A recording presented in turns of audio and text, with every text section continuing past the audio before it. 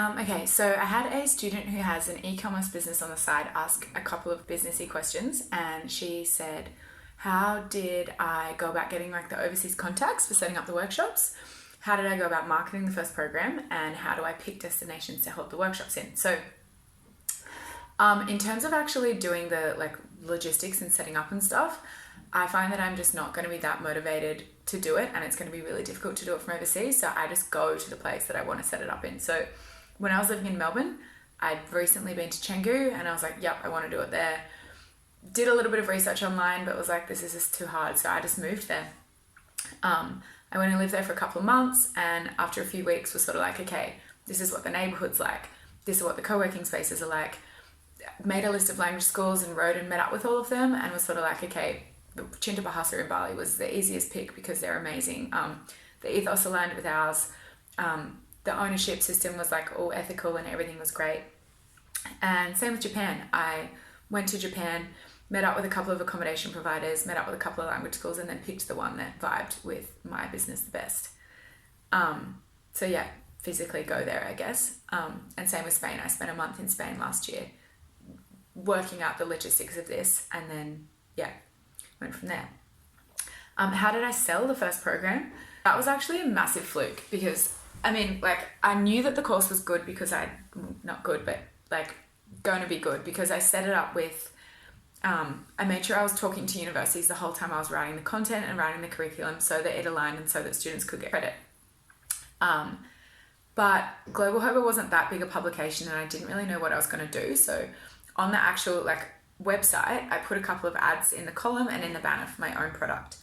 And literally the day after I put the first Bali program up for sale, one of my friends, Grace, wrote an article that went viral. It was called Skin Deep, and it's a beautiful story about like body image and loving yourself. And it got 2 million views in a week. So all of a sudden, the website was just flooded with all of these people who were seeing the ad for this product. And I guess it resonated with a lot of them because I got hundreds of applications, hundreds, and I couldn't even take all of the people that wanted to come either. So that was actually super awesome because I was able to run 2 full programs straight away. They went really well. A few of those people got university credit, so that established a sort of relationship with the universities early on, and I don't know, legitimized the program, I guess. And then from there, the way that I've advertised it is maybe 20 to 30% word of mouth, like someone's done the program and they've recommended it to a friend.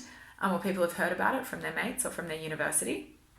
Or I use Facebook advertising. So I will make an ad and I'll target people who like writing, who like traveling, who care about the environment, and who are interested in like other cultures and stuff like that. And hope for the best. And usually it works because I get people like you guys. And the third question was, how do I choose destinations? So I picked Bali because I love Bali so much and I love Indonesia, and I really wanted to challenge Australians' preconceptions about Bali as like this holiday tourist destination. And I also wanted to encourage Australians to travel there more responsibly and go and like live in locally owned accommodation like a little bit further out and learn the language and be respectful travelers, I guess. And then when the program was so popular that I was looking at setting up a second destination, I love Asia, and like Asia's so close to Australia. I like spending time there. It's cheap to travel there if you are from Australia. So I thought it would be a good place for students to continue to go to.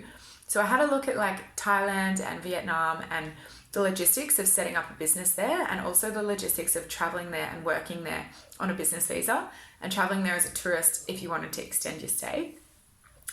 And the whole business side of it was actually pretty complicated. And the language barrier was quite tricky as well. And the other thing was that even though like obviously Bali and Thailand are so different, if you haven't been to either destination, for you it might kind of be like, oh, much of a muchness. Like they both seem like warm Asian destinations. Whereas Japan, I did Japanese at high school and had done it a bit at uni. I traveled there a lot, so I was semi-familiar with the country and its culture and its customs. The business side of things was quite easy to set up, and also Tokyo was like the most different destination that I could think of from Chengdu. So I went to Japan and set it up there. With Spain, I did Spanish at uni as well and already had not infrastructure in Spain, but I've got friends in Spain who have a company called Stoke Travel, and one of the teachers who teaches for Global Hobo lives there too and speaks fluent Spanish, and he was like, I could help you set it up. So I went to Spain to set it up there because, again, I spent a month there last year. Again, wildly different from everywhere here. Spain was a bit easier for language schools and co-working spaces because there's like an Airbnb for co-working spaces here called Space Base. So I've been able to find amazing spaces through that. And in terms of language schools, I just asked one of my housemates and best friend, Sugu, if she wanted to become a Spanish teacher and come on the road with us for 3 months. And she was like, yeah, sure. And so far, so good, I think. Next destination, I think I would maybe like to do it in Mexico because, again, it's Spanish speaking. I've been there. I've got some friends there who would be able to maybe help me set it up. And then I'm not sure. But yeah, hopefully that answered all of the business questions. Thanks for listening to all this. And yeah, even if you are not interested in starting a publication or working on a personal brand and we're in the same town and you want to get coffee or something, I'd absolutely love to, because I'm gutted that I didn't get to meet you all. And I am super excited to read all of your stories if you pitch any to Global Hobo and publish them. And I hope you're all having a fabulous time. Thanks for watching. Bye.